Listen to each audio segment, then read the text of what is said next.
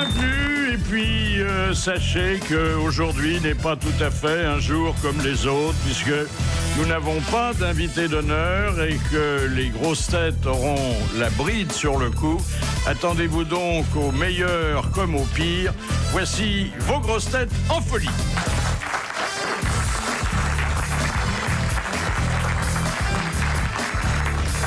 Quand il est gris, il broie du noir. Jean-Jacques Perroni. Bonjour. Le plus poli d'entre nous, Jacques Maillot. Bonjour. Lorsqu'il t'aurait dans l'arène politique, il ne réclame que l'oreille des ministres. Bernard Mabille. Bonjour. Faute du temps nécessaire, nous avons renoncé à compter les hommes de sa vie. Macha Merrill. Oui, bien fait. Surtout que c'est pas fini, hein. Il est à l'âge où on tombe plus facilement la veste qu'une fille. Pierre Bellemare. Bonjour. Ça va se payer. Alors, bon, vous voyez nos hommes politiques qui sont un peu perdus, ils savent plus exactement où ils en sont. Oui. Même Monsieur Fillon, qui, le dimanche, il dit tout va très bien, le lundi, il dit ça va moins bien. Là, il dit dans 5 jours, ça ira mieux. Oui. Et c'est quand même l'homme de France le mieux informé. Hein. Oui. Pendant ce temps-là, nos amis anglais, qu'est-ce qu'ils font?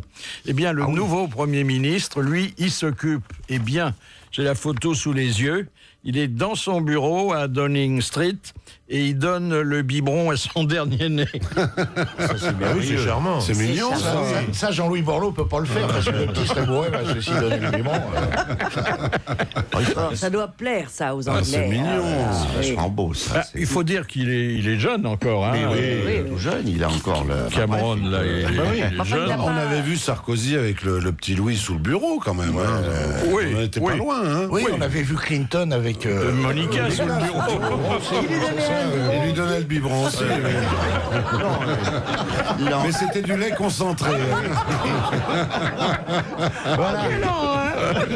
Non, mais l'anglais, il est bien, là. Il a encore de la sève dans la lance à incendie, quand même. Mais il avait reçu Schwarzenegger quelques jours avant. Hein. De toute façon, c'est l'occasion d'une remise en ordre et... Remise en bouche aussi. Non, mais je parle de la conjoncture qui, par ailleurs, est un peu inquiétante. Oui. Ça permet à tout le monde de prendre des résolutions, comme on dit. Ah bon? Et là, Fillon, il a dit à ses ministres de renoncer à leur déplacement aujourd'hui. Sachant que dans 15 jours, il y en a qui pourront regagner leur province après le remaniement. Ah bah oui, c'est ça. Parce que c'est dans 15 jours pour normalement. 15 novembre. En principe. 15 novembre, en principe. En principe. Ils enterrent le poilu 3 jours avant et après... Il y a quelques dessins dans les journaux satiriques et qui tous traitent le même sujet, c'est-à-dire l'absence d'essence dans les pompes. Alors, c'est essentiellement du gazoil, hein, je le précise. Oui, l'essence, il y en a. Ils ont un peu débloqué ce matin, c'est le gazoil. Oui, le reste, c'est pas tellement facile non plus. Non, mais enfin, ça on trouve plus facilement quand même. Alors là, on voit un brave type qui est au volant. Et puis, il y a sa femme qui est derrière la voiture. Alors, on donne le nombre de pompes qui sont ouvertes selon les pétroliers ou selon les grévistes. Et la dame dit, mais elle est derrière la voiture, hein, je vous rappelle. Elle pousse la voiture. Mais alors quel est le bon chiffre? Et le type qui est au volant, il dit, tais-toi et pousse, parce que visiblement, il n'y a plus de carburant. Oui. Alors, ce qui pourrait peut-être nous sauver, c'est le nouveau vélo électrique. Qui est bien. Qui n'a pas de batterie, qui a un petit moteur qu'on active en pédalant. Alors, vous me direz à quoi ça sert? Je sais pas. Si maintenant on fait des machins électriques sans batterie, on peut dire que la batterie est en danger. Non, mais ça s'explique. Ah oui, alors Non, mais en fait, c'est assez astucieux parce qu'en pédalant, vous chargez évidemment quand même une petite batterie. Oui. Donc, puis à un moment donné, vous avez suffisamment chargé pour qu'elle marche pendant plusieurs kilomètres. Il faut remettre ça quand même. Il faut remettre ça chaque fois. C'est une alternance entre le moteur électrique et l'huile de genou. Non, mais on avait les mêmes en Algérie, on appelait ça une gégène. Il y a une autre façon d'économiser l'énergie, c'est de moins faire l'amour. Pardon? moins faire l'amour. Mais non, ça n'en est pas question. Ah bah tu vois. On consomme de l'énergie en faisant Alors, l'amour. on consomme Le de sextoy l'oxygène. consomme de Attendez, l'énergie. ça va très loin, parce que comme on se dépense davantage... On boit un coup après. On boit, Oui. on mange un peu. Oui. Et on met ça. Il y a 80% des hommes qui rentrent chez eux à ce moment-là. Oui. Ils Donc, allument la lumière. ils allument la lumière, madame se ils réveille. emploient de l'énergie parce qu'ils ont une voiture pour rentrer chez eux, ça se passe très tard la nuit. Donc, pour sauver la planète, il faut plus toucher à Bobonne. Voilà. Oh là là là là, ça bah, me dis paraît donc. vraiment Ça a des tiré par les conséquences cheveux. parfois. Oui, ça c'est... Depuis le temps que j'ai pas touché à Bobonne, je pourrais être ministre de l'écologie. Maintenant, le coup de sang. Ah bah oui, justement. Et le coup de sang, c'est celui de Macha Méry. Oh merde, alors je l'ai pas avec moi. Ah oui. Et voilà, regardez. On confie une mission aux femmes. Voilà ce que ça donne. Vous avez vu Quelle honte. dans quel état je l'ai mise Oh hein. là là là là, son coup de sang. Oh merde. Elle l'a laissé Voilà sur qui le disparaît. bidet. Elle avait oublié son sac. Je croyais que c'était- C'est un fourre-tout, je le précise tout de suite, dans lequel il y a 200 ou 300 choses. Ah ben on n'est pas sorti du merdier. Non, Vous non, fouillez non, qu'il y a parce là-dedans. Voilà. Ça y est. Ah ouais, formidable. Alors mes amis, Je t'ai dit, machin, on est parti Elle l'a trop beaucoup tard. corrigé. hein. je m'insurge contre la mondialisation de la mode. Quand nous étions jeunes, mon cher Philippe, il y a longtemps, surtout pour vous, mon fifi chéri, Ça commence bien. il y avait les pros et les contre les blue jeans. On disait que c'était la mainmise de l'Amérique, que c'était indécent, toutes ces parties intimes moulées, que c'était une offense à la culture française, qu'on en prenait un coup dans l'entrejambe. Bref, qu'on se dépersonnalisait. Puis on a eu les parkas cubaines, les ponchos chiliens, les casquettes soviétiques, les foulards palestiniens et les Ray-Ban des mafieux siciliens. Celui qui portait un costume cravate était déjà ridicule. Merci pour Sarkozy, les Ray-Ban. Bravo. Cette année, on s'est tapé les tongs. Ah, les tongs. C'est beau, ça. Elles étaient des tatanes de plage, elles sont devenues des chaussures du soir. On en a vu de toutes les couleurs, de toutes les matières, avec des pierreries, des petits grelots et des petits baigneurs en plastique accrochés sur le pied. Les grelots. en L'Asie nous a envahis par les pieds. Heureusement que nous vous avons, mon cher Philippe. Irréductiblement français. Heureusement que vous ne venez pas à RTL avec un sac à dos. En survêtement de Vélib, une casquette à l'envers et la poitrine sanglée dans un t-shirt à l'effigie du Tché. Heureusement que vous ne mâchouillez pas du chewing-gum comme certains de vos confrères présentateurs, que vous ne buvez pas du Coca-Cola et que vous n'avez pas de montre Rolex. Non, une belle quartier formidable. évidemment. Heureusement que vous ne portez pas de baskets lumineuses avec des boules fluorescentes dans les semelles. Non, je suis petit, mais j'ai les boules plus hautes que les baskets. Heureusement que vous n'étreignez pas vos poignets avec des bracelets de cuir ou de perles javanaises multicolores, ou que vous ne percez pas vos oreilles et vos sourcils pour y planter des anneaux africains ou des gris-gris mexicains. Ah, je vois bien. Oh là, ça. Elle fréquente des mecs qui ont les boules dans les baskets et les grelots sur les tongs. Ils sont fatigués. Vous êtes notre grand chef, notre espoir. Vous représentez des siècles de culture, de lumière, de raffinement et de sobriété. Elle cherche une augmentation, la même. T'as Vous pris un êtes- crédit ou quoi? Vous êtes un exemple de fidélité et de rigueur. Vous incarnez l'homme idéal, fier de ses valeurs. Vous n'êtes peut-être pas très suggestif côté sexe, mais Ah là, ça se gâte. Oh là là. Mais vous demeurez français, bien dans votre peau et votre siècle. Bravo, je vous approuve. Mais le soir, chez vous, j'espère que vous mettez un kimono japonais avec des chaussons inuits. Vous devez être très mignon. Je vous embrasse à la russe. Ah, la dernière phrase fait passer les autres. Mais cela dit, je vais voir pour le sac à dos, parce que je trouve ça assez pratique, essayant. Moi, je me essayant. verrais bien arriver le matin. Bonjour, c'est... Sans essence, vous allez être obligé de venir comme ça. Bonjour, se fait les beauvoirs, on va faire les grosses tatouages. Allez, je pose mon sac à dos, je range mes baskets et puis allez, on descend la cave, on commence le temps. Une question de la mère Cassane qui nous viole. Oh la vache. Une question de Madame Razoubi de Saint-Denis. Allez.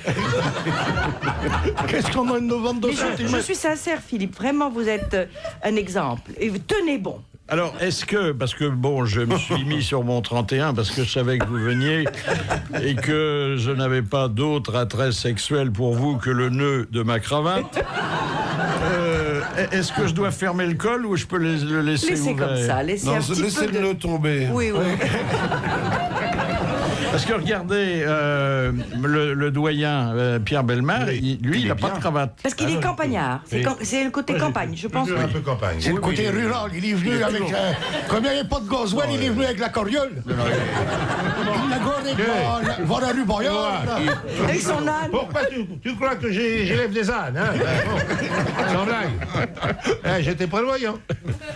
Mais chez vous, à la campagne, vous avez peut-être aussi une petite chemise comme ça, à petits carreaux, avec un blazer en tweed anglais. Alors, quand je suis dans ma campagne, je n'ai pas de sac à dos, j'ai une brouette.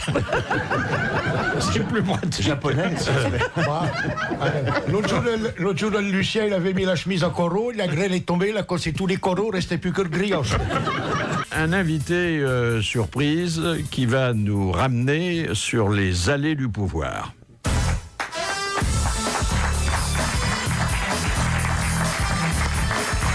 Voilà, bonjour Gilles Couture. Bonjour. Alors, auteur d'un livre Un jour en Charente, je dis tout de suite que la littérature n'est pas votre premier métier, hein? Non. Vous êtes mais c'était une passion qui m'animait depuis l'adolescence quand même. Vous êtes policier? J'étais gendarme. Gendarme. Et affecté à la protection des hautes personnalités. Enfin, uniquement du président de la République, en fait, oui. Au GSPR, oui. Oui. Ah oui, quand même. Qu'est-ce que ça vous fait de vous retrouver aujourd'hui avec des gens comme nous qui, évidemment, visent moins haut Un plaisir, ça me fait très plaisir. Non, parce qu'attendez, quand on a voisiné dans une voiture avec Mitterrand, on a vraiment approché les grands de ce monde.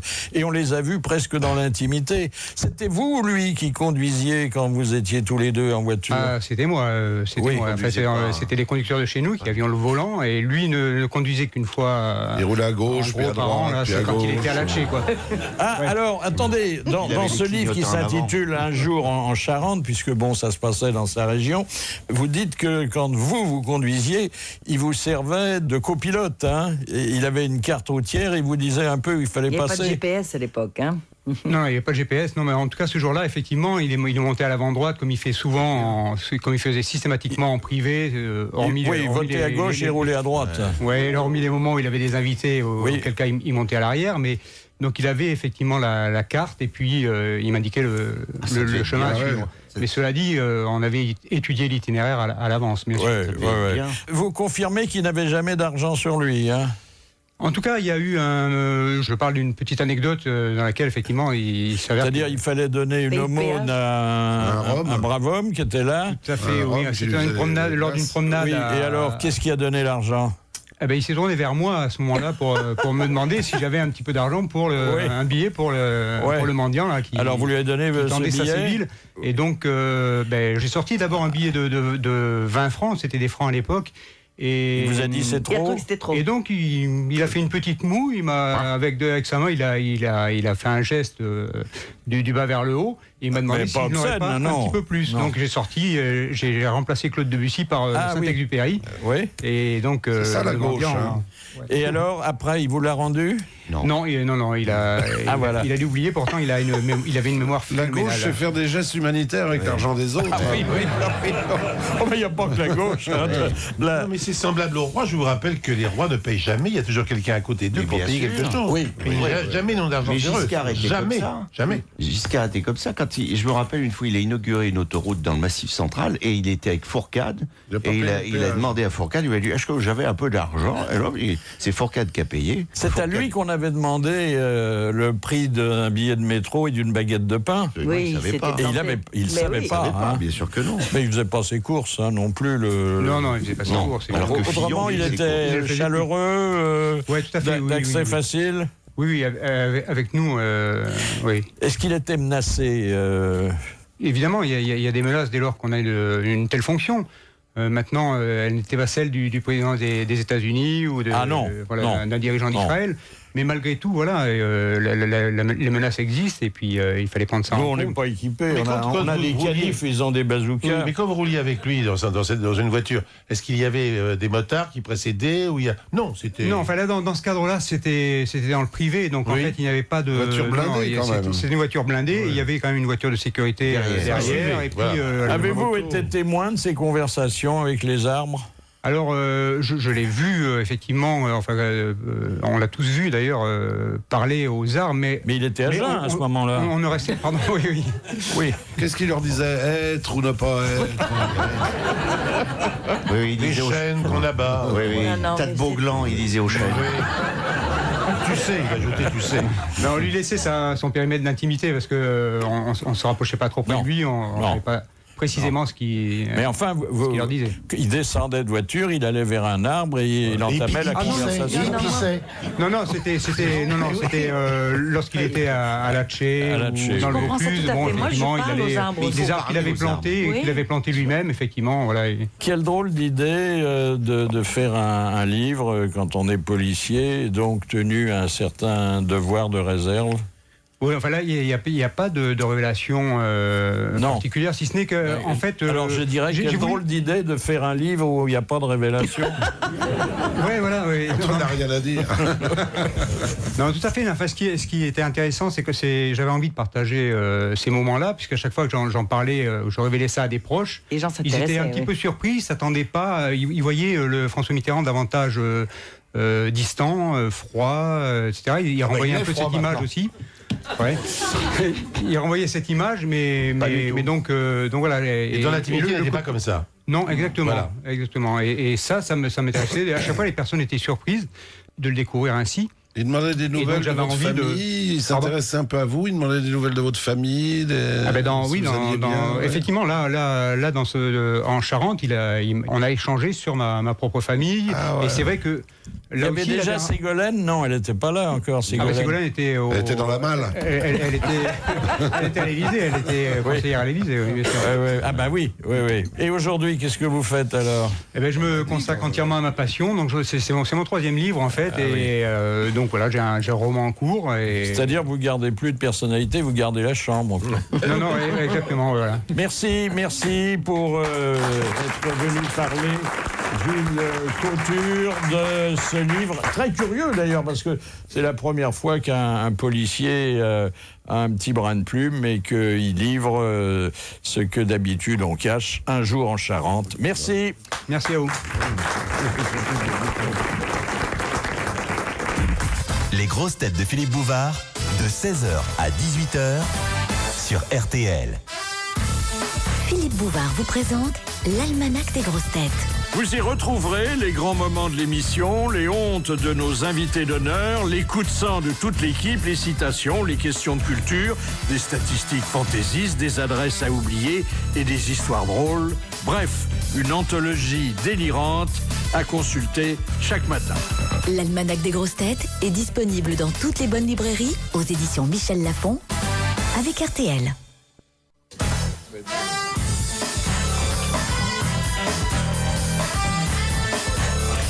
Des grosses têtes sans invité d'honneur, comme chaque mercredi, des grosses têtes nature, comme vous les aimez, livrées à elles-mêmes, avec Philippe Bouvard. Voici donc vos grosses têtes en folie et ceux qui ont la responsabilité de délirer et parfois de franchir les bornes de la bienséance se nomment Jacques Maillot. Présent.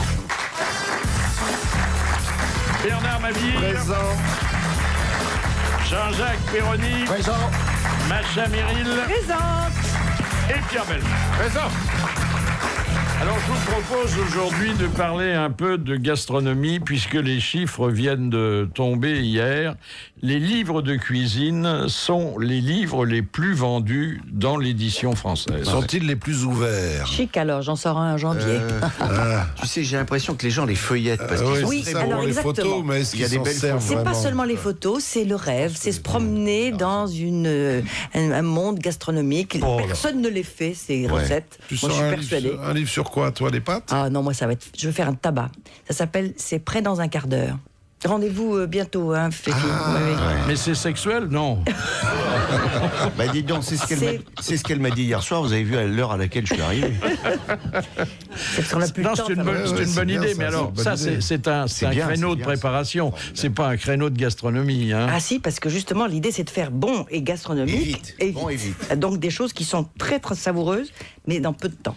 Qu'est-ce que vous faites comme plat, vous, monsieur Bellemare? Alors, je vais vous dire, la coquillette. Ah oui. Alors, je fais... Pourquoi? Parce que vous en avez une toute petite, moi il me faut une coquille. Hein. Non, mais attendez. Donc, un paquet de coquillettes, 250 grammes, donc déjà c'est pour... Attendez, je note. Vous prenez 250 grammes de coquillettes. Alors, du curry. Oui. Du curry, ça va donner un goût, évidemment. Tu mets du curry dans le... Du curry. Ah, du curry. Du curry, très bon. Un très bon curry. Parce qu'on ne trouve pas partout du curry. Oui, parce que quand je montais sur les genoux du curé, je mettais des coquillettes. Alors, vous prenez des bouquets. Le curry, il faut qu'il y ait une bouquets. Vous prenez des curry cantonais. C'est ce que c'est qu'il y a des bouquets, une grosse crevette. Des crevettes? C'est plus de la coquillette, alors, c'est un truc élaboré. Vous prenez du chorizo. Oh là là. Et on fait une paella à la coquillette. Vous le découpez en fines tranches. C'est une paella à la coquillette. Non, horreur de la cuisine espagnole. Et vous les coupez en 4 ces petites rondelles de chorizo. Ensuite, vous prenez des tomates séchées, également, que vous mettez. Et vous allez au restaurant. Quand vous avez bien fait cette sauce et que vous mettez les coquillettes dedans... la sauce? Mais oui. Dans quoi? Cuit un peu quelque chose? Oui, ça doit pas être très digeste. Ah, c'est très très digeste et je ne connais pas quelqu'un, c'est ma femme qui fait ça, c'est pas moi. Et donc, je dois dire que c'est absolument délicieux. C'est un mélange auquel on s'attend absolument pas. Crevettes, coquillettes, chorizo, curry. Et des tomates. Et tomates séchées. Tomates séchées. Ah oui. Où tu trouves la tomate séchée? C'est des tomates de les fait elles-mêmes. de ton potager. De ton potager. Elle est sèche au four, elle est pas... Oui, le temps qu'on ait trouvé de bonnes crevettes, la tomate sèche. Hein. Non, c'est pas des crevettes, c'est des bouquets.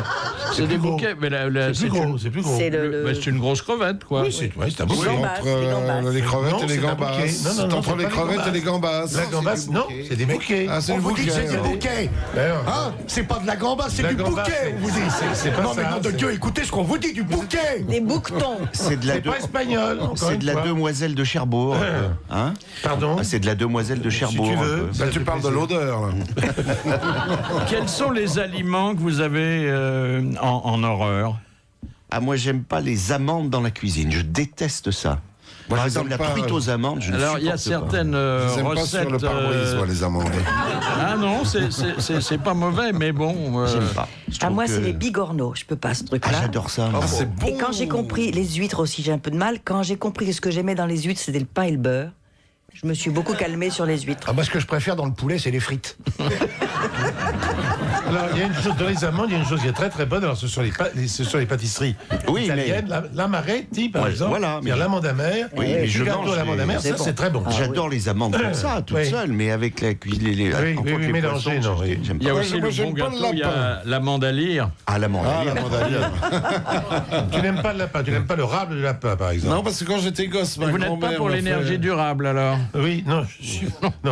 Ayant été marin, vous savez qu'il est interdit de manger un lapin à bord des bateaux. N'exagérons pas. Si, toi, plus de 30 ans de ma vie, quand même. Pas de femme et pas de lapin à bord des bateaux. Oui, pas de lapin. Et vous, monsieur Mabille? Pas le lapin, parce que j'allais le dire, et puis Pierre m'a coupé. Oui, mais oui.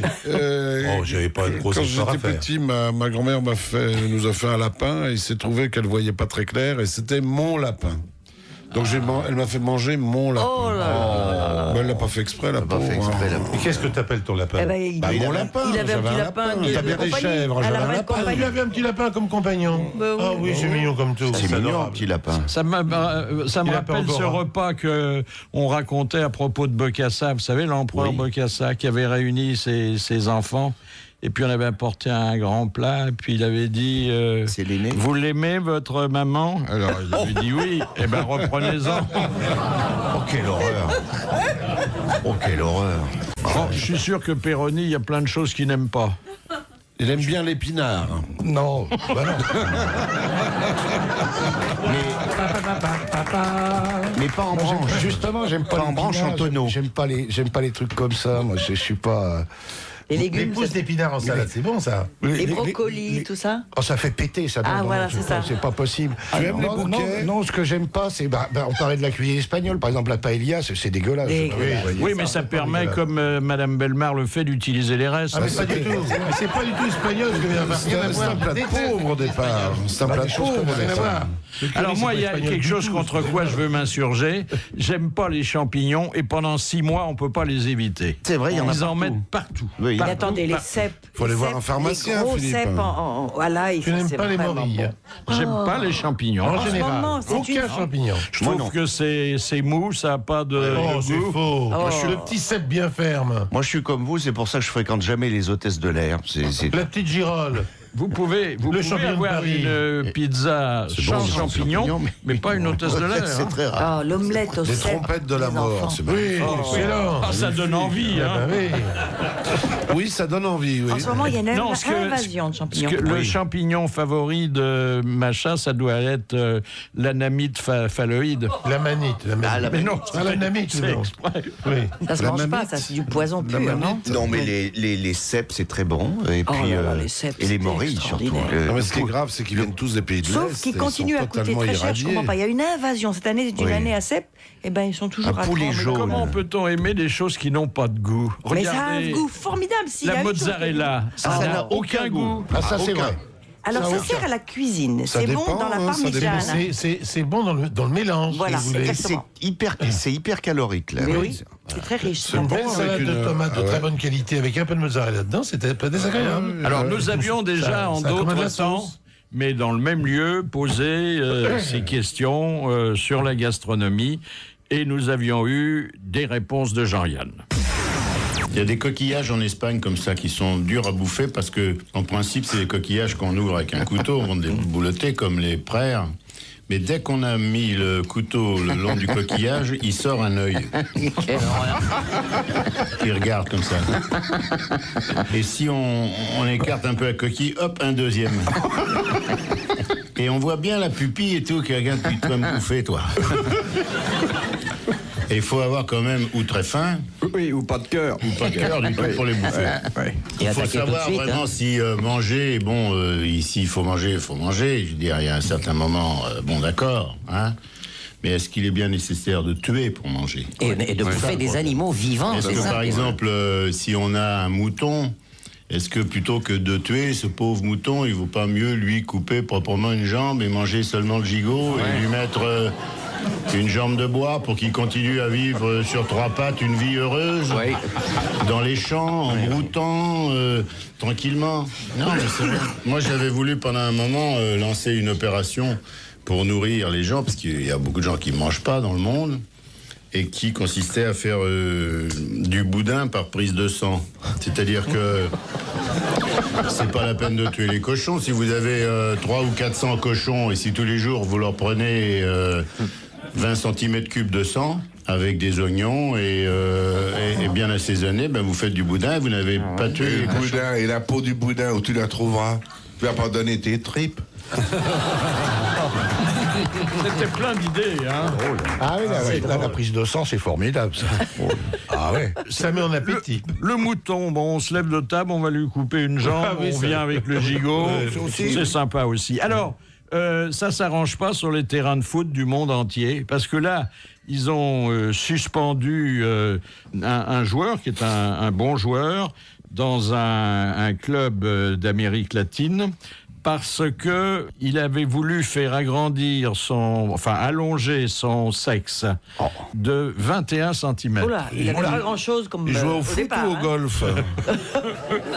Et donc, il a eu 21 mois de suspension. 1 mois par centimètre. Mais attends, on peut vous agrandir le sexe de 21 cm? Non, c'était sa commande, mais je sais pas ce qu'on lui a livré. Hein.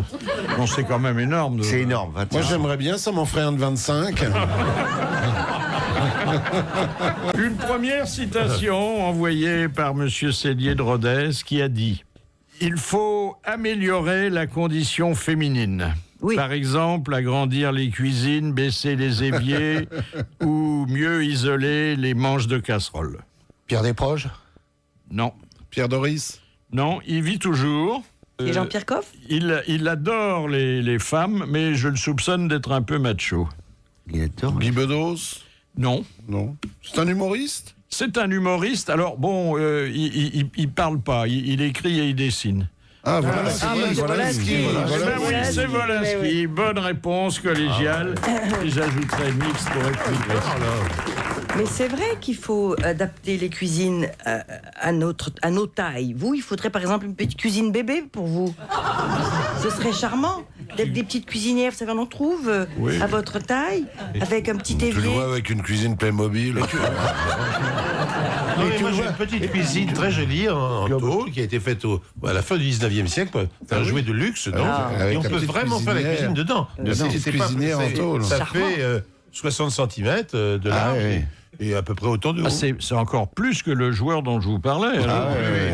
J'ai pas de sexe, j'ai une cuisinière. Eh bien, mon arrière-grand-mère en Russie avait une cuisinière de voyage. C'est-à-dire que quand elle faisait des grands voyages en train, elle mettait dans le train sa cuisine, son lit, ses draps et ses rideaux et sa cuisinière, la gazinière, qui était une gazinière plus petite, avec la femme de ménage qui suit, évidemment. Ah bah oui. Et la devise de votre famille, c'était tout dans le train. Maintenant, ça a changé. C'est chic, quand même. Les gens se déplacent plus avec leur cuisinière, mais avec leur secrétaire, souvent. Non, mais à l'époque, c'est vrai, dans les grandes familles, quand on changeait de lieu, on emportait tout avec soi. Les châteaux, ils n'étaient pas meublés, on apportait les meubles. C'était vide. Oui. Ils sont restés, d'ailleurs. Alors, une recette de cuisine, simple, mais donnée par quelqu'un qui ne l'était pas toujours, Léon Zitrone. La recette des tomates est simple. Vous prenez des tomates, vous les coupez en 4, vous les mettez à la casserole, vous ajoutez un petit peu de sel, un petit peu de poivre, et si vous le pouvez, si vous avez le temps, vous ajoutez 2-3 petites tranches d'oignons. Et quand vous avez terminé, vous foutez tout aux ordures parce que c'est dégueulasse. Et vous allez au restaurant. Et vos œufs sur le plat, comment vous les faites? Mes œufs sur le plat, c'est autre chose. On casse délicatement un œuf.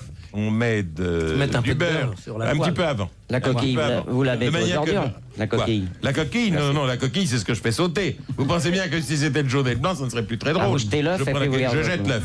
Je jette l'œuf et ensuite les gens se demandent que fait cet œuf tout seul sans la coquille. Ça vous donne pas des cloques aux gencives, non? Ça me donne des cloques aux gencives, ça m'en donne beaucoup. Oui, c'est pour ça que je mange difficilement et que je ne peux pas utiliser cette sucette. C'est la poubelle qui se régale.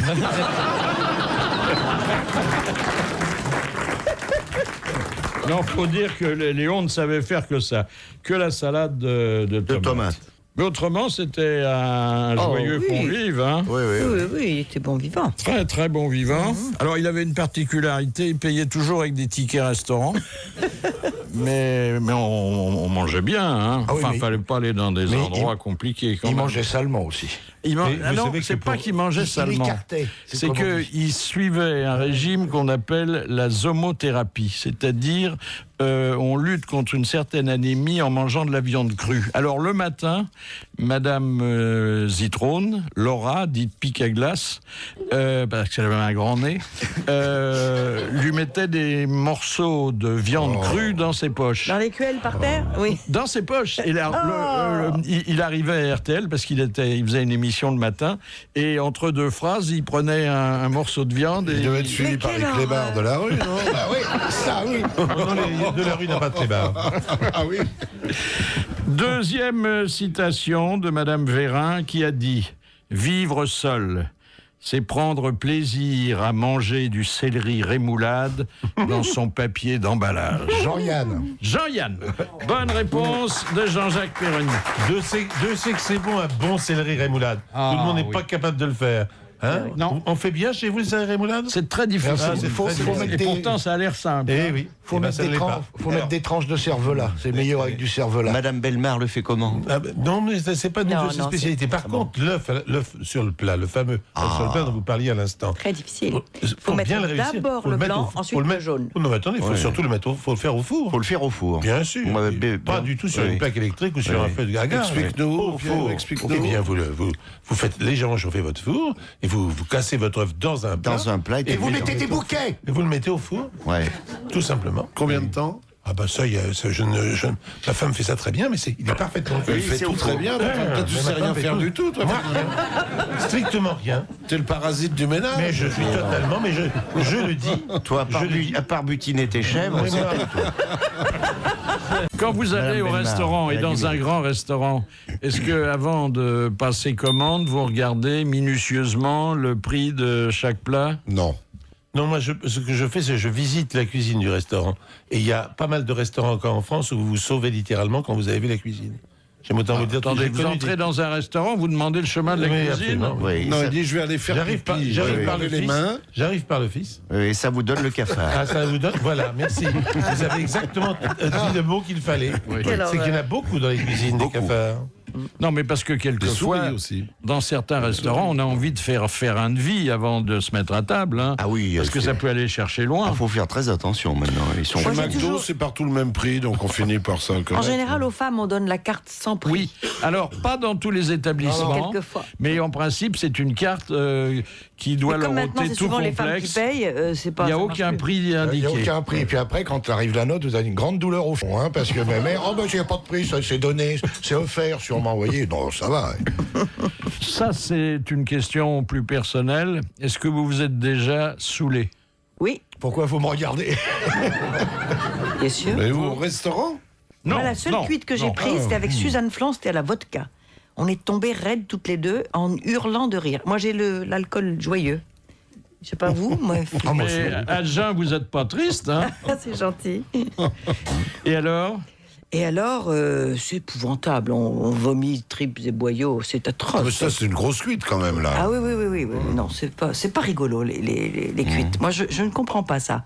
Je sais pas comment tu t'en sors, toi. Moi, je ne vomis pas. J'ai cette chance, je ne vomis pas et j'ai pas mal à la tête le lendemain. C'est extraordinaire, ça. Faut avoir un et si je vomis, je serre les dents pour garder les gros bouts. Monsieur Bellemare? Eh bien non, c'est une chose qui ne m'est jamais arrivée. Ouais. C'est-à-dire que je sens venir les livresses. Et au moment où j'ai cette sensation, je m'arrête évidemment totalement. Parce que c'est très désagréable pour moi. Cette sensation est très désagréable. Et vous n'avez jamais été ivre de vous-même? Jamais non plus. Jamais.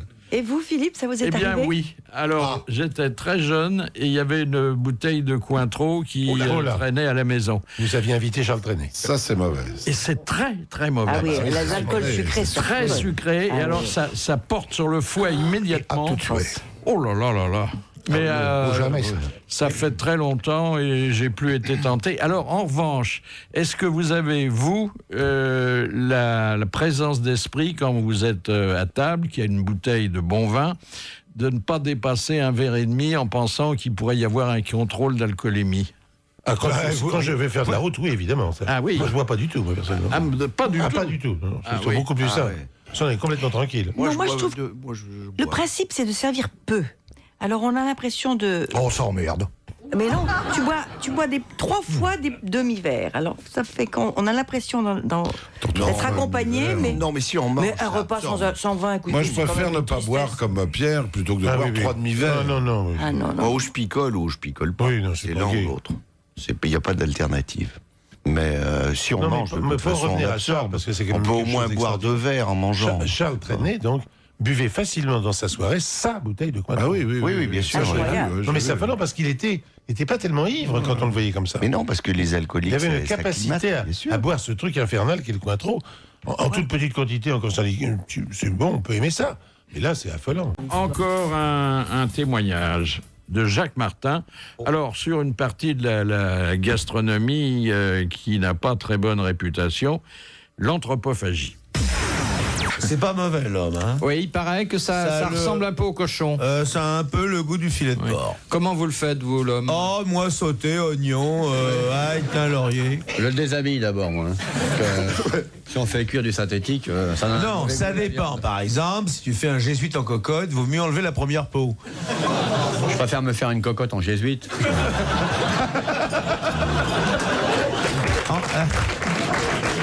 Enlève la soutane parce que ça donne un goût au poireau. Il n'y a pas de pas morceau, on mange tout, c'est comme dans l'hortolane. On mange tout chez l'homme, comme dans le Goret, c'est pareil. Vous connaissez l'histoire du mec qui se fait piquer par un trébuc animal 15 jours qu'il n'a pas bouffé. On regarde la cuisine, mais Un peu d'huile, des oignons, des échalotes, puis il met le mec, il mouille, il met le couvercle, puis il entend.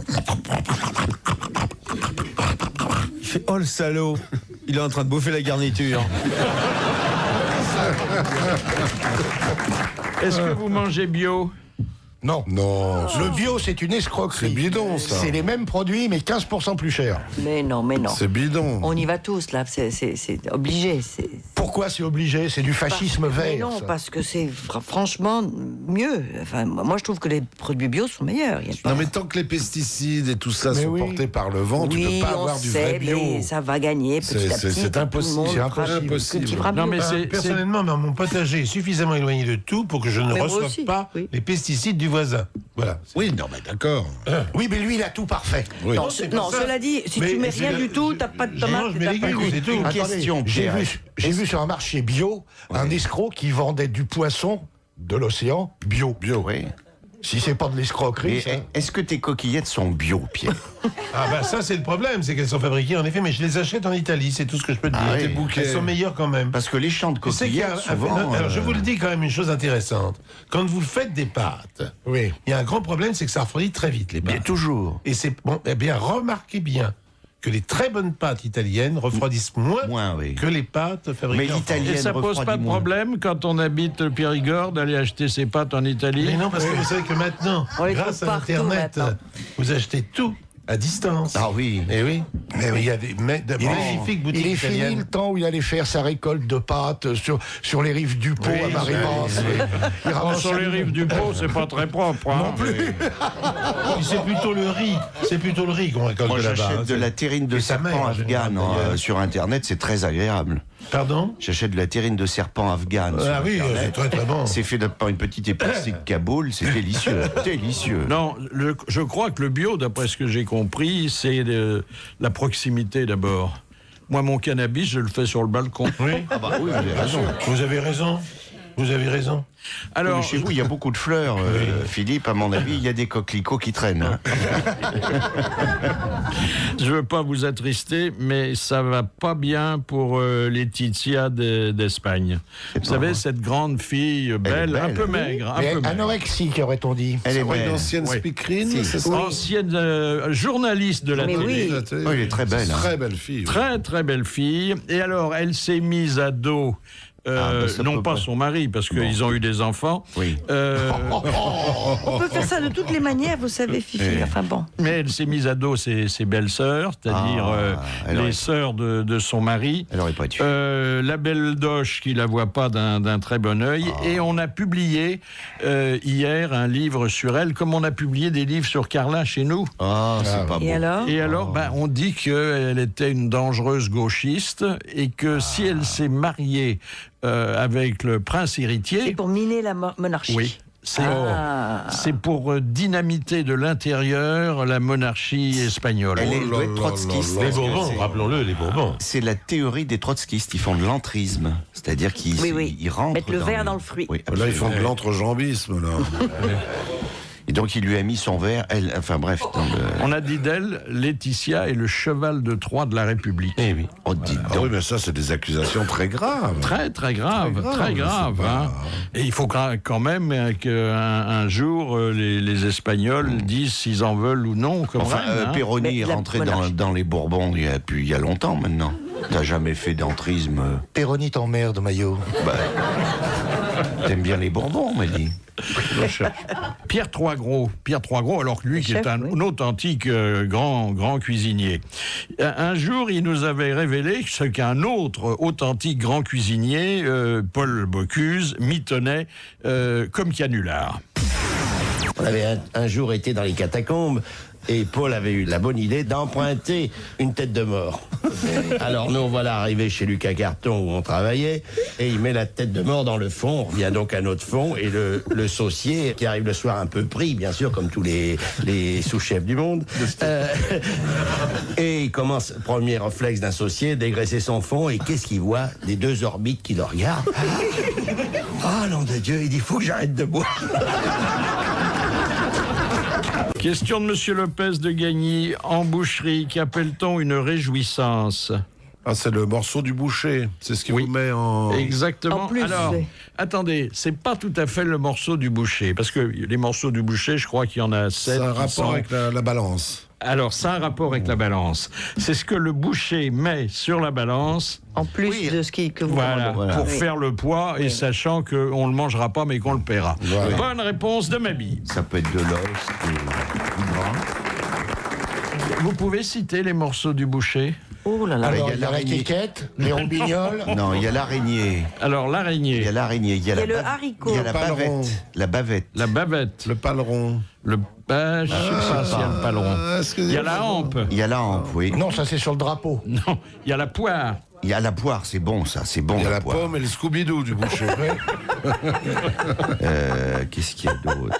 Ah, c'est pas facile. Non, de non, c'est pas citer. La bavette, non, c'est pas... Non. Ça y est, on l'a déjà dit. Ah, vous l'avez dit, pardon. Oui, oui. Il y a le gras double. Non. Bon, non. Le gras double. Et la poire, c'est bon. La poire, Ah oui. Oh, dites donc, il y a eu un moment drôle dans une manifestation hier qui aurait pu me le tourner, mais enfin bon, ça s'est pas mal passé. C'était aux Invalides à Paris, et puis il y a Gérard Depardieu qui passait par hasard par là. Alors, ils l'ont reconnu, et comme il avait dit dimanche qu'il trouvait cette grève absolument ridicule, et qu'il y en a certains qui l'avaient entendu à la télé, alors ils l'ont Aïe, aïe, coincé, aïe. et Risqué puis... de tabasser, hein. Il venait de enfin, sa poissonnerie, non? Ségolène en a encore fait une. Vous avez vu, Oui, elle a dit 65 elle ans. a dit dès qu'on sera au pouvoir, on ramènera la retraite à 65 ans. C'est Borloo qui boit et c'est Royal qui déconne. Alors pendant ce temps-là, il y a les sénateurs sur qui tout repose maintenant. Surtout eux qui se reposent. Oui, qui s'affairent avant le vote définitif de la fameuse loi. Mais alors, ils ont du mal à s'affairer parce que les employés du Sénat se sont mis un peu en grève. Quoi. Non, mais ils vont prendre leur temps. On va avoir des surprises. Non, Attendez, ils c'est pas demandent, fini, ils le demandent scénario n'est pas de l'augmentation. Bah oui. C'est vrai, parce C'est que le Ils sont moment. vachement bien payés, ils ont des avantages Oh non, pas les petits incroyables. huissiers, pas les Les petits. huissiers, mais tu rigoles, ils sont payés sur 18 mois. Bien et sûr. tout. mais bien habillés. Et Bien ils travaillent habillés. 10 heures par semaine. Oui, mais ils disent que c'est du travail à la chaîne. Il marche sur de la moquette qui est épaisse comme mes coudes. Alors, Bah, non. écoutez, moi j'ai déjeuné au Sénat il n'y a pas longtemps. C'était très bon avant, ça l'est moins. C'est-à-dire que. Ah, c'est vrai que c'est moins bon. T'as remarqué ça? Oui, oui, c'est vrai. Hein, en tout resto cas, devenu un peu... Avec qui vous avez... Ça vous regarde pas, bon, Parce Stevie. que l'archer, il est très bandant. Oh. Comme son nom l'indique. Si tu nous ramènes l'archer, dis donc. Ah, vous allez manger au Sénat. Mais oui. Il y a des très jeunes sénateurs maintenant. Qui sont très bien. Il y en a deux. Ah oui. Oui, C'est fini. oui, il y a des jeunes pousses. troisième hein. âge. T'as repéré ça? Je regarde partout, moi, tu sais. Il y a Dominique Voynet, elle n'est pas si vieille que ça. Oui, voilà. Non, mais il y a des... Il paraît d'ailleurs que c'est, je crois pour l'avoir visité aussi une fois, comme Macha Meryl, mais moi à l'horizontale. Non, à la verticale. C'est le syndrome Rachida, ça. Hein. Je crois que c'est le plus beau club de Paris. Ah oui, c'est bien. Parce que Ah c'est oui. énorme. C'est une très belle bibliothèque. Oui. Il y a des jardins fabuleux avec des légumes. Oui. Enfin, les grosses légumes sont à l'intérieur, mais les petits légumes sont dehors. Il y a des ruches avec des abeilles. Oui. Oui, oui, oui, oui. Et il y a faucons sur le 7 toit. salles à manger qui fonctionnent et dont la plupart accueillent à midi des comédiennes dans le besoin. Oui. Quand vous êtes au restaurant et que le sommelier se présente, Oui, je lui dis bonjour. oui, Non, il va d'abord en cuisine. Il a été bien et il élevé, notre vérifie. Pierre. alors le dialogue avec le Oui. sommelier pour se faire prendre au sérieux, Oh, c'est quelque chose. c'est pas toujours facile, hein, C'est parce quelque chose. qu'ils connaissent admirablement. Et aujourd'hui, il y a des femmes sommelières. Très bonne. Bon. Alors ils disent c'est un vin de chez Marcel Bellemare, qui est le beau-frère par alliance du célèbre Pierre Bellemare, Oui, absolument, oui. qui a acheté une propriété en 1992. Il l'a entièrement replantée. Mais là, ça vient du versant nord. Nord. Il a rapporté des agrégats du Bordelais oui, qui a absolument. enrichi la terre. Et c'est sa femme qui vinifie parce qu'elle met les pieds dedans et qu'elle a des grands pieds. On l'appelle Berthe d'ailleurs. Et que son fils Sa crache au femme qui moment tire en levrette, Voilà. parce qu'ils sont très précis quand Et de même. temps en temps, il met un peu de bouquet Voilà. avec un peu de... Et le petit-fils, qui est très turbulent, pisse dans la cuve et quand il soutire, ça donne cette clarté à ce vin qui était C'est magnifique. Tu viens de décrire parfaitement le petit blanc que je fabrique chez moi. C'est exactement ça. Non, moi, ce que j'aime je vous conseille, je vous en offre d'ailleurs pour Noël. Chez les sommuets, c'est les mecs qui... Si l'émission s'arrête après, vous saurez d'où ça vient. C'est un vocabulaire totalement à la con, maniéré et tout ça. J'ai toujours envie de leur dire, écoutez, on fera le débat une fois qu'on aura vu le film. Envoie. Oui, ça a de la cuisse. Il est long en bouche. Il est long en bouche. Oh là là là. Là, on aimerait bien être comme lui. Ah oui. Ils sont très emmerdants parce qu'ils vous parlent de gens que vous connaissez absolument pas. Oui. Un viticulteur, ils vous disent il est fabuleux, son beau-père était... On s'en fout complètement. Complètement. Ah ben moi je m'en fous pas. Parce les que grandes derrière un familles vin, c'est intéressant. il y a toujours un homme, toujours une personne. Ah non, mais on est d'accord. Et donc c'est très intéressant mais ça. bon, il y a des grandes lignées comme les Lurtons, c'est un cinéma pas possible. Mais oui, c'est pénible. Je suis pas d'accord. Le vin découverte du mois à 40 € la bouteille. Non, c'est fini ça. Le grand chic, c'est les petits vins à moins de 10 €. Moi j'ai fait... je sais pas où tu vas. Si, je te assure, c'est formidable. Allez dans les grandes surfaces et il y a des vins à 7 €. Tu manges dans la grande surface, toi. Qui sont sensationnels et qui sont on va sauver la viticulture française avec les petits vins de pays et avec pas les grands crus. Elle a raison. C'est pas toi qui nous expliquait un jour que quand tu voulais virer un de tes amants, tu leur offrais un petit vin. Je change de vin selon les moments de l'amour. Donc quand vous verrez arriver le petit vin, c'est que c'est fini. Alors François Simon, le célèbre et fameux critique gastronomique, à qui on avait posé la question des rapports avec le sommelier, nous avait donné un conseil d'orfèvre. Il faut déguster avec beaucoup, comme un chef mohican qui est en train de viner, que ça va tourner au vinaigre. Il faut regarder le verre comme ça. Et du coup, le sommelier commence à s'inquiéter de la table. Il faut être costaud. Parce que là, quand vous êtes en compagnie, quand le sommelier trouve lui-même la bouteille, ça, c'est redoutable. Quand vous lui demandez, j'aimerais bien avoir un vin pas trop dispendieux, histoire de parler en termes par 12 euphémismes, et qui vous ramène une bouteille à 90 € ou 100 €, là, c'est rude. Il faut casser immédiatement. Il faut être arrogant. Quand il vous dit, écoutez, on va laisser le vin s'aérer dans la bouteille, alors à ce moment, vous dites le contraire, parce que les deux sont valables. On va dire, non, on va plutôt l'aérer dans le verre. Et si vous dites, on va peut-être aérer le vin dans le verre, ce sera mieux. Non. On fait ça dans la bouteille. Et là, on a la paix. Ah oui. Le mec, il est mouché. Les grosses têtes de Philippe Bouvard, 7 jours sur 7, c'est sur RTL. Alors, une recette chantée. Et vous allez voir, c'est beaucoup plus harmonieux, surtout quand c'est chanté par Jacques Martin et par Roger Carrel, et que c'est la recette de la souris d'agneau aux carottes. Au nom du Père, du Fils et du Saint-Esprit, prenez 150 grammes de beurre et jetez dans la cocotte 2 cuillerées de farine. Lorsque le roux devient blond, mouillez légèrement avec une demi-tasse de bouillon. Faites sauter vivement vos morceaux d'agneau, rajoutez les carottes, mouillez jusqu'à hauteur sans oublier le bouquet garni. Servez avec des pommes de terre sautées ou des lentilles farcies. On ne pince pas le chantre, on ne pince pas le chantre. Non. Ma sœur, enlevez votre main.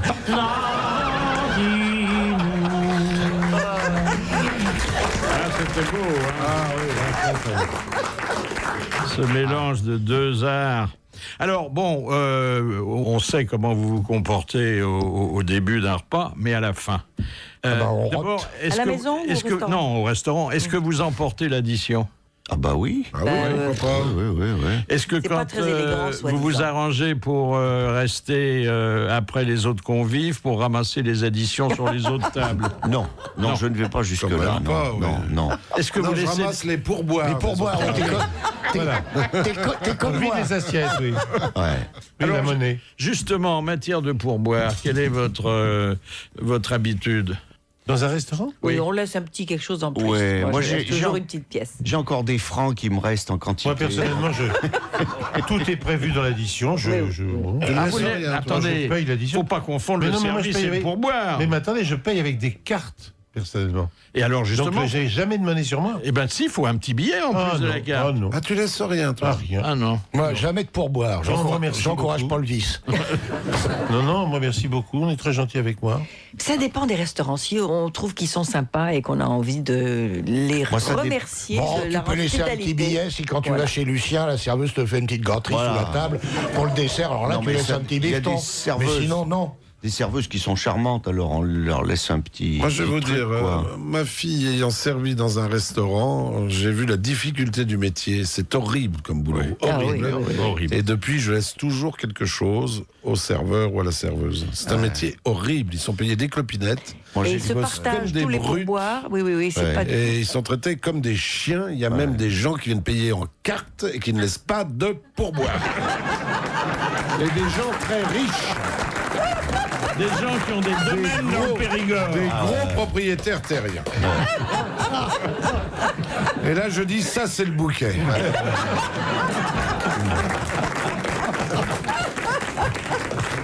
Ah non, mais... J'ai jamais été très... C'est vrai, j'ai jamais été très pourboire. Je sais pas pourquoi. Peut-être mes origines normandes, malgré tout. Hein. Oui, vous avez peur d'humilier le personnel? Non, c'est pas ça, mais enfin, oui, parce que je trouve que ça... C'est un côté comme ça. Oui, il y a quelque chose de méprisant dans le pourboire. Au taxi, tu c'est-à-dire, vous tendez la main, mais il n'y a rien dedans, quoi. Tu ne laisses jamais de pourboire au taxi, il nous écoute. Pierre Bellemare ne laisse jamais de pourboire. Mais non, parce que je paye. À pied, mais non, mais je paye pas. Je paye pas le taxi. Tu payes pas le taxi, tu le voles. Tu as un abonnement? Mais j'ai un abonnement. Oui. Donc je paye pas le taxi. Je n'ai pas d'argent. Il paraît que tu avais une fois. J'ai une petite fiche. Ouais. On te remet une petite fiche. Il paraît qu'une mais fois. tu n'ajoutes pas quelque chose sur la fiche? Moi, je dis toujours, j'arrondis. Ah oui, t'arrondis. Oui. T'arrondis ou t'arrondis pas? Mais moi, je paye pas ça. Oui, mais enfin, quand tu leur dis pas d'ajouter quelque chose. Non, mais le pauvre chauffeur, c'est avec les pourboires qui nourrit cette chère tête blonde. Parce que je lui raconte une belle histoire pendant le voyage, je lui parle de ses enfants. Oh, les escrocs! Je suis humain, je cherche à communiquer avec les gens. Il est humain, mais quand quelqu'un me porte ma valise jusqu'à ma chambre dans un hôtel. Et il lui dit... souvent, si c'est une dame, je la garde depuis plus longtemps dans ma chambre, c'est assez logique. Elle est contente quand elle ressort. Il lui dit... Quelle avarice, chez Bellemare. Quand elle me dit racontez-moi une histoire, bon ben voilà, je lui dis asseyez-vous. Mais il va plus loin que ça, il dit j'ai des belles housses à vous vendre, 495 francs. Absolument. À part quoi, je fais une petite affaire, il n'y a pas de raison. Mais Bellemare, pour le pognon, c'est le pouce qui fait pivot et les doigts qui font râteau. Vous savez qu'il vaut mieux avoir cette réputation que le contraire. Hein. Pourquoi je me la forge? Je sais pas, un petit bifton de temps en temps, ça met du lien social. Hein. Un jour, il a laissé un petit... Je promets, Philippe, que, sachant ça, ne vous inquiétez pas, quand vous quitterez le studio, vous aurez un petit bifton dans votre poche. Vous êtes au restaurant, un repas de copains, et puis vous mangez bien, vous buvez mieux encore, et puis vient le moment où on apporte l'addition. Alors, quand on commence à se disputer ou à envisager celui qui invitera les autres, qu'est-ce que vous faites? Vous allez aux toilettes? Oui, tout de suite. J'ai l'impression que l'aliment n'était peut-être pas bien frais, je vais aux toilettes. Et puis vous attendez que ça se passe. Ah, c'est un moment toujours délicat. Ah bah oui. C'est très intéressant, parce que c'est vraiment très un moment de vérité. Un moment de vérité. Vraiment, on voit comment les gens se comportent. Et il y a des gens dont on comprend tout de suite que ils vont se défiler à la première résistance. En général, quand je rentre dans les toilettes, Pierre, il est déjà avant moi. Ah oui, je suis déjà parti depuis un long moment. En fait, j'ai juste mangé le hors-d'œuvre. C'est ça le problème. Et je vais vous dire, ce qui a changé dans les mœurs, c'est que maintenant, on laisse payer les femmes. Mais de plus en plus. Il ne manquerait plus que ça. Alors. Il était temps. Écoutez, nous qui avons beaucoup fréquenté Pigalle, elle paie depuis longtemps, hein, quand même. Bien sûr, moi j'ai toujours... C'est pas entièrement nouveau. Hein. Non seulement elle paye le restaurant, mais elle te donne un petit complément quand tu pars. Elle paye la chambre. Bah évidemment. Quand vous invitez quelqu'un au restaurant, alors là que vous l'invitez, vous êtes décidé à payer l'addition, est-ce que vous payez l'addition à la table ou est-ce que vous levez discrètement pour la payer Ça dépend qui. Ça dépend quel restaurant. Quel restaurant la personne, Ça dépend. Si c'est un bistrot, on va pas faire du cérémonial. Oui, on va pas faire des histoires. Voilà. Tout le monde sait qu'à un moment donné, il faut bien sortir sa carte. Alors, puis c'est une manière de dire, tu vois combien tu me coûtes en douille. Ah ouais. À un moment, il faut la sortir. Non, alors, autre chose. Est-ce que vous vérifiez l'addition? Est-ce que face à votre invité... Ça, c'est délicat. Est-ce que vous regardez de près? Parce que quelquefois, il faut bien... Alors, moi, je sors mon stylo et je compte à haute voix. Moi, je sors mon crayon et je mouille la mine. Moi, j'ai ton boulier. Moi, j'ai une calculette. C'est bien. Je dis à la dame, vous trouvez pas que c'est un peu cher, ça? Non, Ou je dis, oh bah dites donc, vous avez pris de la langouste. Non, il y a ceux qui redemandent le menu pour vérifier si c'est bien le prix qui était affiché sur le menu. Ah bah oui. Et quelquefois, on s'aperçoit que dans le compte de la douloureuse, ils ont ajouté la date au hors-d'œuvre. Oui. Ouais, c'est arrivé. Il y a surtout les serveurs qui se trompent de table. Ah oui, oui. Et alors, c'est là où on voit qu'ils vérifient rien. Un jour, on était 2 à table et je reçois une addition, mais ils étaient, je sais pas, c'est une table de 8. Et le type, je l'appelle, je lui dis, vous êtes trompé? Il me dit, ah bon? Je dis, enfin, ça vous a pas sauté aux yeux? Visiblement, il n'avait pas vu l'addition. Il m'avait apporté. Ce qui est très choquant, c'est que dans les très bons restaurants, ça arrive, le type arrive et il dit, c'est pour qui le caviar? Il ne sait pas qui a commandé quoi. Dans les grands, c'était impossible, ça. Ça, c'est une grave erreur. Ouais. Grave erreur. Hein. Alors, nous avons fait, nous, une très jolie caméra invisible dans un restaurant. Et le système était le suivant. Nous avions donc notre complice, qui était Jacques Legras, vous vous souvenez, merveilleux comédien de la troupe de Robert Derry. Et donc, qui est à une table, donc, et il va commander, il voit une personne qui a commandé à une table voisine, bien entendu. Allez, prenons une chose très simple, une escalope milanaise. Très bien. Bon. On apporte, le restaurant est dans le coup, bien entendu, de notre histoire. Donc on apporte une petite escalope milanaise assez minable. Aux oreilles du consommateur qui est en face, le gras commande une escalope milanaise comme monsieur. Très bien. Et là arrive, mais vraiment, une escalope, le double au moins de ce qu'il aurait essayé. Alors il y a le gars qui est en face qui commence à avoir des regards. Et tous les plats vont être comme ça. Et là, à la fin, évidemment, la colère le prend. Il appelle le patron, il dit, mais enfin quoi? Il y a 2 régimes chez vous, qu'est-ce que c'est que ça, etc. Ça donnait des scènes absolument extravagantes. C'était irrésistible. C'est surtout au départ les regards. Ah, c'est ceux qui regardent la table devant. Qu'est-ce que c'est que ça? Et moi, je vous fais un tout petit truc, il a un truc énorme. Ah, ça, c'est marrant. C'est irrésistible. Nous allons faire éclairer notre lanterne sur quelque chose qui n'a aucun rapport, mais qui procure quand même une espèce d'ivresse, donc on n'est pas loin de celle qu'on évoquait. Ce sont des ondes qui constituent de véritables drogues pour celui qui s'y soumet. Bonjour, docteur Drewski. Oui, bonjour. Alors, est-ce que ça vous a surpris qu'il puisse y avoir des ondes, des ultrasons, en tout cas des ondes qu'on peut rencontrer dans les concerts très modernes, qui provoquent une véritable ivresse intellectuelle? Une ivresse peut-être, intellectuelle je ne sais pas, je dirais plutôt émotionnelle ou sensorielle. Ça n'est pas étonnant dans la mesure où les sons sont effectivement responsables de sensations tout à fait... Est-ce qu'on a répertorié ces sons? Ce sont des sons discordants? Oui, ce sont des sons Les sons très graves? Les basses. Oui, plutôt qui peuvent être effectivement graves, pas du tout des ultrasons. Et les percussions? Et voilà des percussions, mais pas seulement, ça peut être des sons de 400, 500 Hz par exemple, donc c'est plutôt même des sons dont la fréquence est proche de celle de certains, enfin de la parole par exemple. Le nombre de décibels est important? Ah oui. Ah, le nombre de décibels, oui, est important, et c'est là où ça peut effectivement poser quelques problèmes, parce qu'il faut quand même éviter que la stimulation de l'oreille soit trop intense, indépendamment des fréquences. Alors on dit que ce qui excite particulièrement, c'est les battements de cœur, c'est-à-dire des sons qui ressemblent à nos sons intérieurs que nous n'entendons pas, c'est-à-dire justement ces pulsions, ces pulsations, et c'est ça qui fait, qui nous enivre un peu. Des gargouillis, je mets une chèvre à gauche, une chèvre à droite, et je colle mes 2 oreilles sur le cœur de mes chèvres. Ça me donne des sensations absolument extraordinaires. Et avec les pieds, parce que le cœur de la chèvre bat très fort. Tout est parti, docteur, vous le savez, d'un site américain où on propose aux jeunes des doses de drogue sonore. Tout à fait, Maintenant, est-ce que ça correspond exactement aux effets qui sont annoncés? Ça, c'est moins évident. Hein. Et puis d'autre part, le risque quand même c'est pas un risque, mais ce qui me gêne un peu là-dedans, c'est quand même le côté dans le plaisir, il y a une notion aussi d'échange, de communication. Là, c'est quand même très solitaire. Oh, il y a du plaisir solitaire. Hein, mais il y a des musiques qui donnent envie de danser. Tout de suite, on se met à bouger. Tout de suite, on est animé. C'est vrai, c'est vrai. Bon, tiens, oui. C'est un peu le rôle du disc jockey de dénivrer les gens qui l'écoutent. C'est les décibels. Non, mais prenons un autre exemple, un exemple très courant, finalement, qui est la musique de film.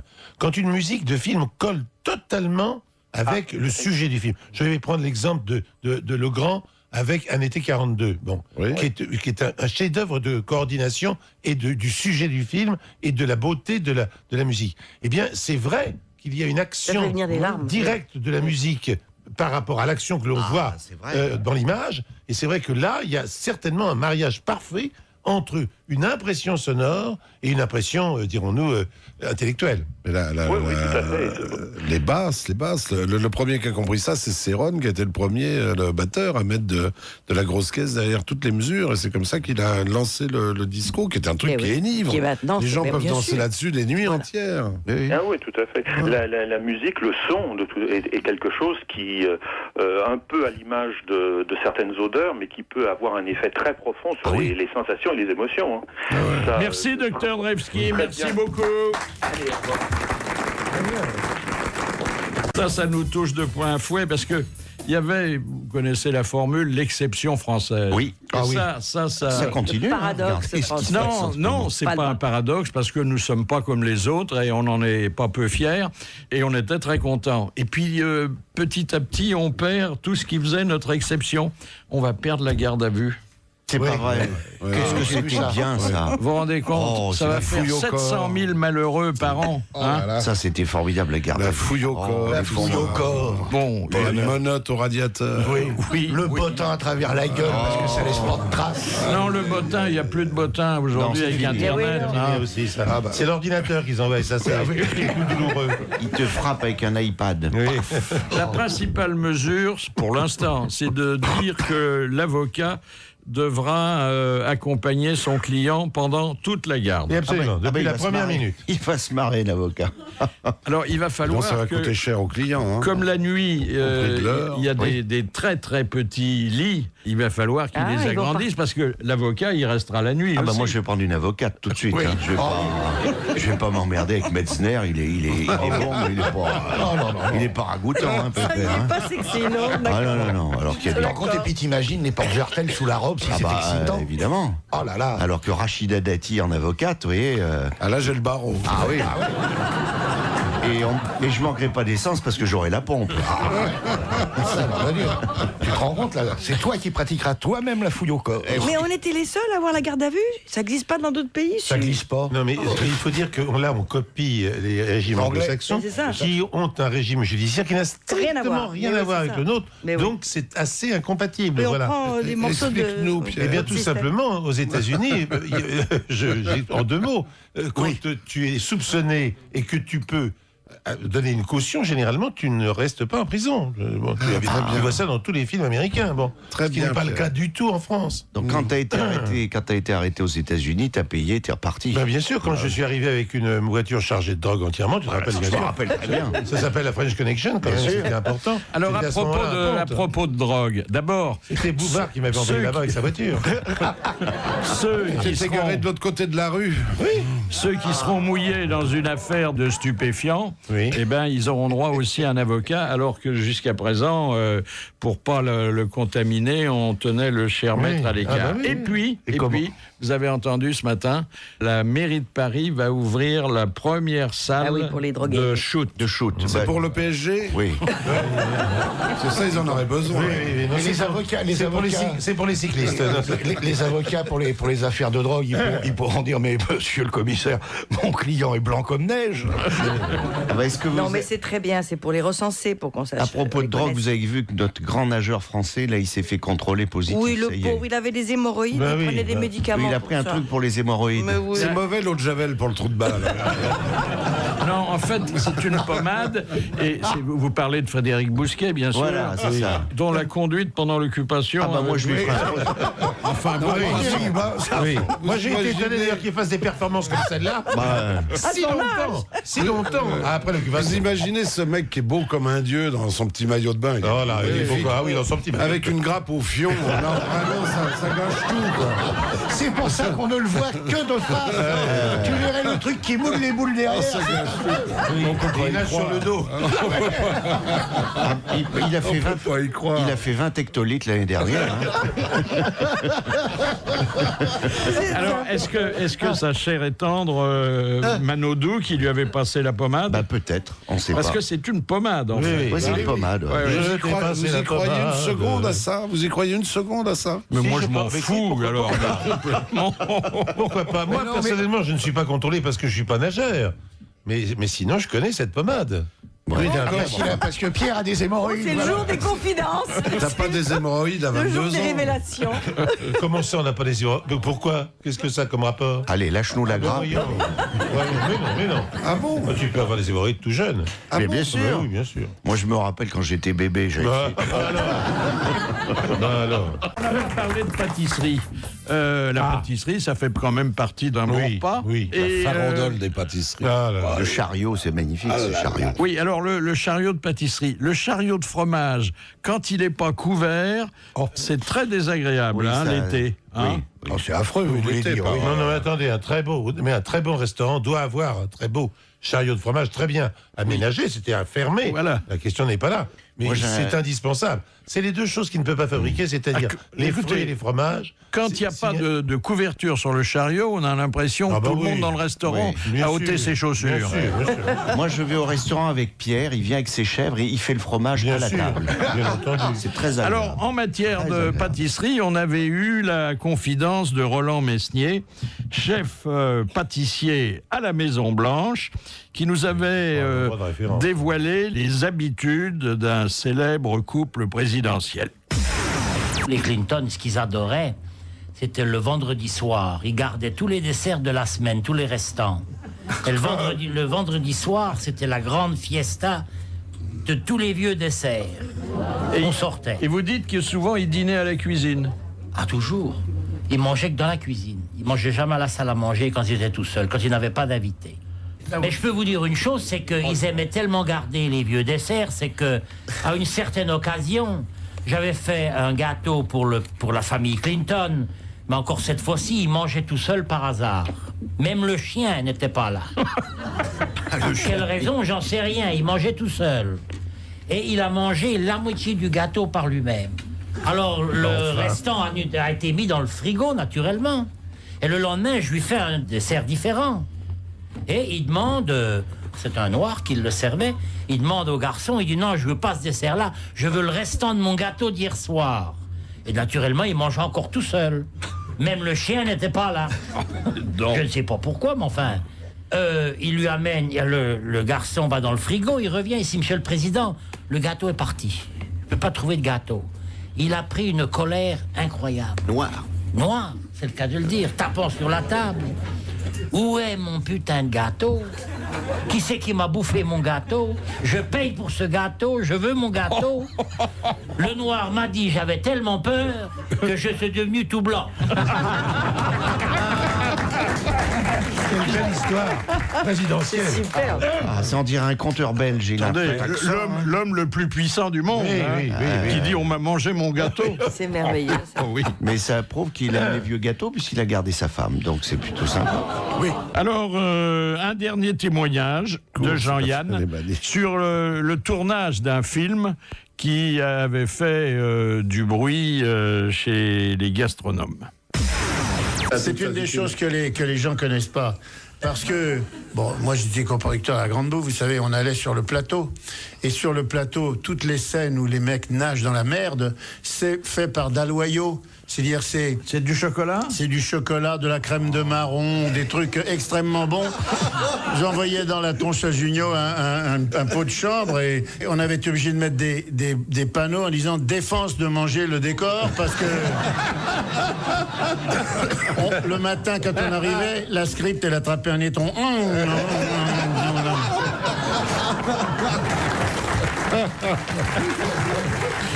D'ailleurs, on avait dit que Andrea Ferréol avait mis son postérieur dans la pâte à tarte. Oui, dans la grande tarte, dans la grande bouffe, sur une tarte, sur la table. Oui. Quel postérieur. Dernière citation envoyée par Monsieur Maury de Toulouse, qui a dit « La cuisine est le plus ancien des arts parce que Adam naquit à jeun ». Il est né à Agen? Ah, Je savais pas, oui. Ah, ben, je savais pas. Il Garonne, tiens, je savais pas. Alors, c'est mort depuis longtemps. C'est mort et c'est un grand nom Enterré. de Kurnonski. Escoffier. De la cuisine ou en tout cas de Michelin. Bria Savarin. C'est Bria Savarin. Ah, le Bria. Bonne réponse de Macha Meryl.